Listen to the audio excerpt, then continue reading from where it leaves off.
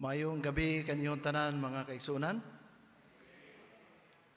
Usa ka panalangin tungod kay ang Dios nagahatag yun nato kasiguruhan nga diin kita makahimo nining ato nga programa 10 Days of Prayer.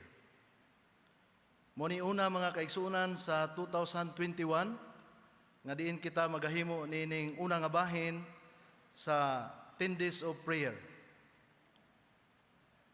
Usang gabi, gipawali ko ni pastor dito sa Taicham.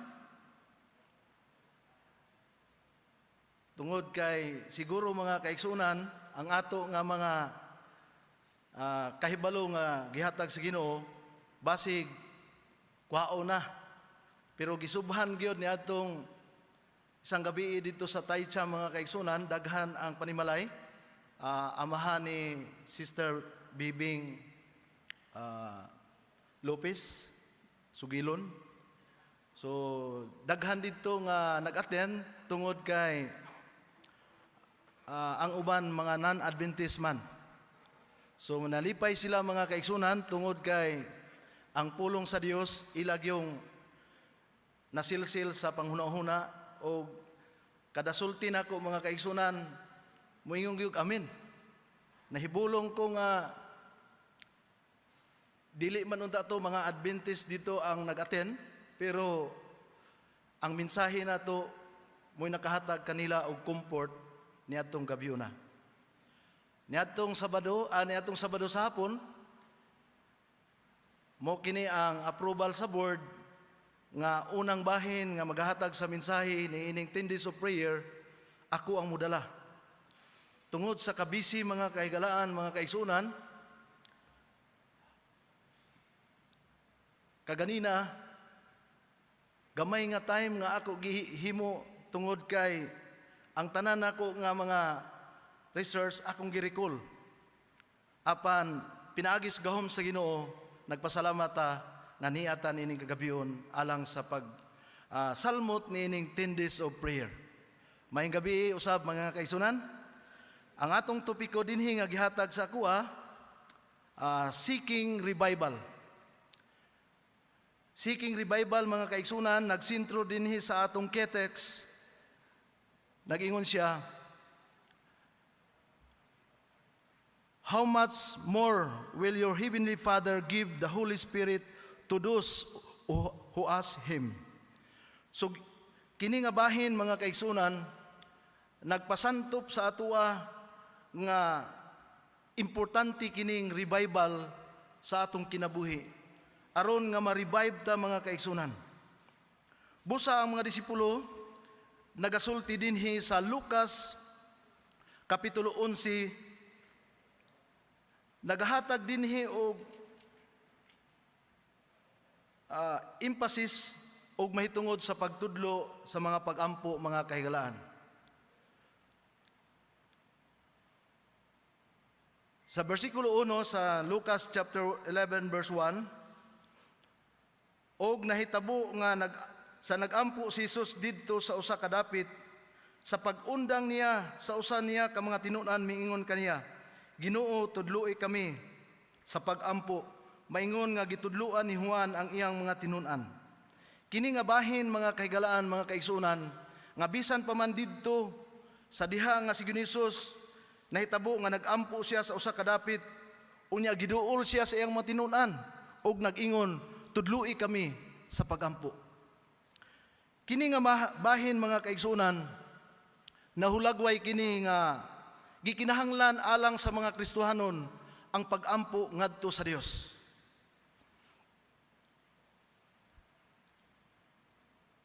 Ingon dinhi matud pa diha si adunay reports nga akong nakuha mga kaigsunan due to the reports of a successful revival by late Gypsy Smith. Ingon siya, he was asked to explain the best method of start a revival. He answered, lock yourself in private room. Take a piece of chalk and mark a circle on the floor. Get down on your knees inside the circle and pray to God to start a revival inside the circle. Kini nga bahin mga kaigsunan, mao kini ang gihimo sa mga tinun-an ni Hesus. Nga diin sila nag-revive, pinaagi nga mahimo makusganon ang ilaha nga ginbuhaton. Aron nga mahimo kini nga magmalampuson, when this prayer is answered, the revival will be on. Matod pa ni Gypsy Smith. Dinhi nga bahin mga kaigsunan, gisultian kita sa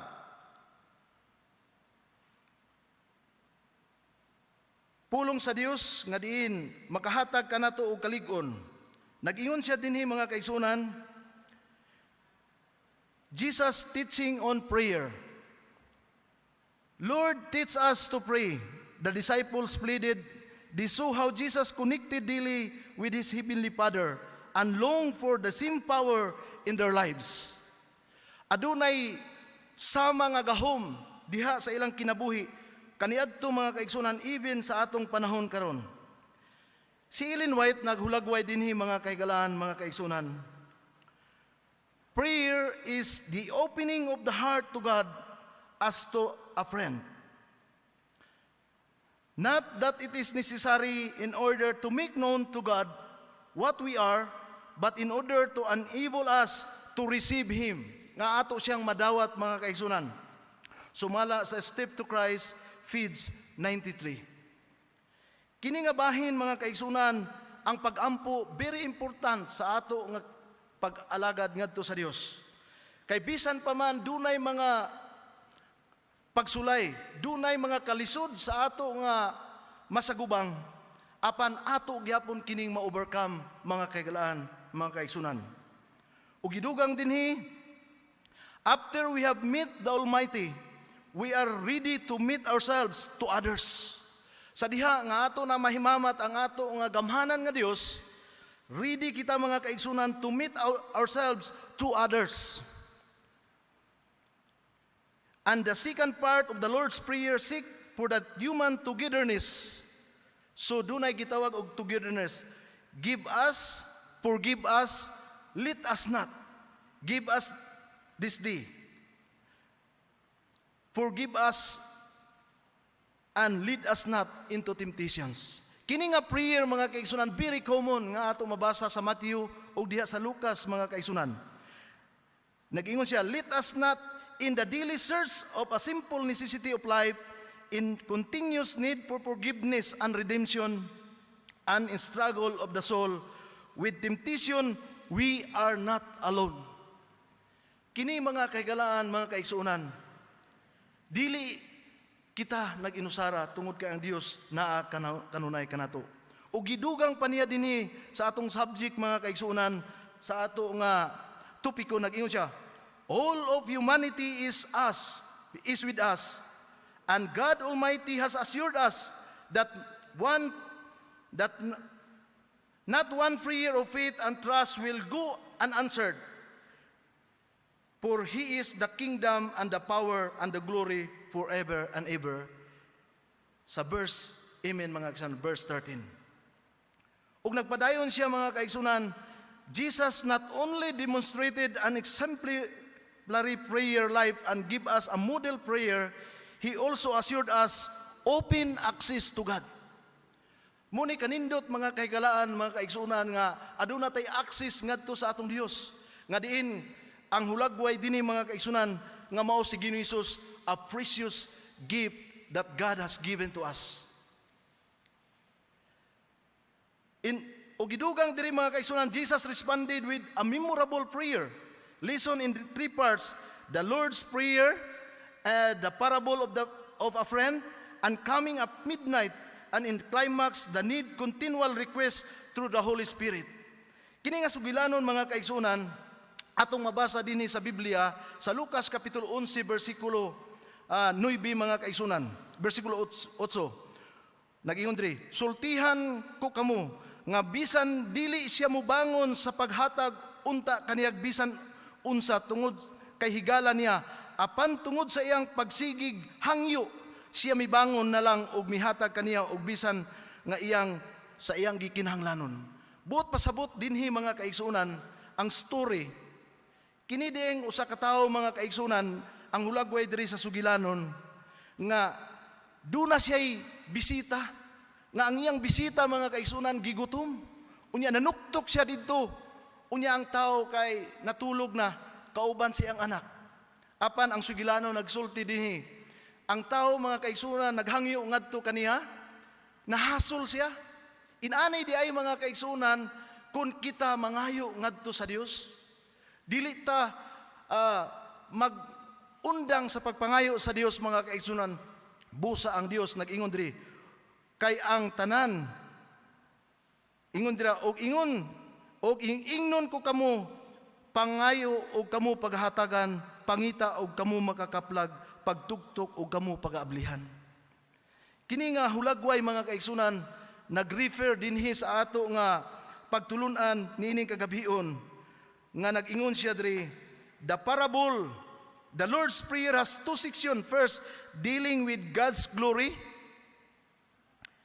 and the second with human needs. Each section has three parts, and the first three parts are petition in behalf of God's name, His kingdom, and His will. And the second three parts are petition for food, forgiveness, and protections.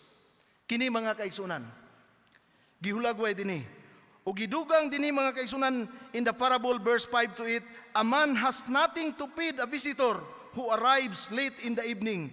The man hurries to his neighbor and asks for bread to feed the visitor, explaining, I have nothing. Wa gyud ako ikahatag kanimo. He continues asking until at last he received bread to share with his guests. In this story, we see that we have to come to Jesus in order to have something to share with others. To have something to share with others when we want to fast in the bread of life, we often realize that we have nothing to give. Si Jesus ragyod ang makahatag mga kaigsunan. Sumala dinhi sa Lucas kapitulo 11 versikulo 9, the Greek emphasize persistent in prayer mga kaigsunan. Keep on asking. Gi-emphasize dinhi mga kaigsunan sa Luke chapter 11 verse 9. The Greek emphasize persistent in prayer. Kanunay nagapadayon ang iyang paghangyo ngadto sa pagampo mga kaigsunan. Nag-ingon siya, keep on asking. Keep on seeking. Keep on knocking. And the divine neighbor will open the door and give you what you need.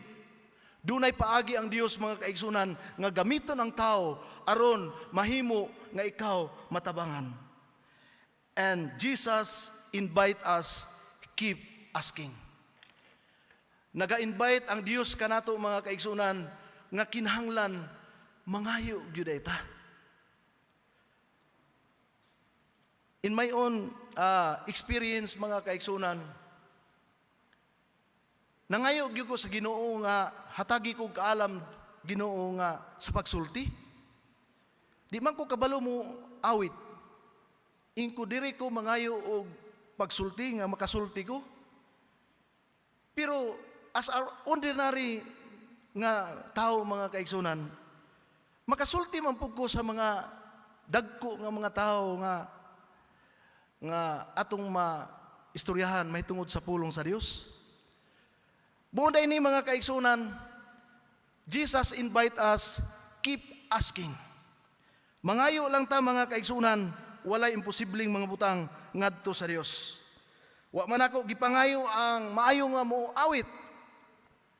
Kay di man po ko kabalo mo kanta mga kaigsunan, makakanta mis balay. Kanang worship lang yun. Kami rang duha ni Mrs.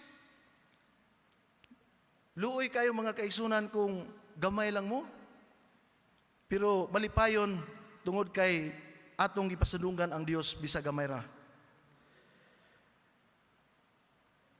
Matod ba dinhi sa Luke chapter 11 verse 9, og ingnon ko kamo nga pangayo sa gisulti nako gagina, og kamo paghatagan, pangita kamo og makakaplag, pagtuktok kamo og pagablihan, kay ang tanan nga mga pangayo magadawat og ang mga pangita makakaplag og ang magatuktok pag-aablihan. Gidugang ni Mrs. White, mga kaigsunan, in Christ Object Lesson, page 145, it says, God does not say, ask once, you shall receive. He bids you ask, unwearying lying persist in prayer. The persistent asking brings the petitioners into the more earnest attitude and gives him an increased desire to receive the things for which he asks. Ang Ginoo, mga kaigsunan, do not communication between us and between our Lord. Kana nga makigsabot, mga kaigsunan, ikaw ra gyud na ang Ginoo ray makabalog ikaw kung unsa ang imong pangayon. O gidugang diri in consider for the moment, why did Jesus himself spend so much time in daily prayer? Matod pa ni Mrs. White, explains, morning by morning, he communicates with his Father in heaven, receiving from him daily a priest baptism of the Holy Spirit. Sumala sa Signs of the Times, November 21, 1895. And Jesus not only demonstrated in exemplary prayer life and give us a model prayer, matod pa mga kaigsunan, he also assured open access to God. Nothing could be more certain than his promise that whatever you ask in my name, I will do it, that the Father may be glorified in the Son. Prayer is not simple a petition for self. It is calling upon God's power. Calling upon God's power, mga kahigalaan, mga kaigsunan. Calling upon God's power to fulfill His purpose in this world. Hence, if we ask anything according to His will, He hears us. Sumala sa John chapter 5, verse 14. In conclusion, mga kaigsunan, nag-ingon siya dre, prayer is power line between earth and heaven, linking us to the mind and might of God, and allowing us to converse with Him as with a friend. Higala dahil nato si Ginoong Hesus, mga kaigsunan. Converse as with a friend. Through the constant connection with Him, we can face trial to overcome temptations and share the blessings of heavens with others. May the Lord bless us this evening.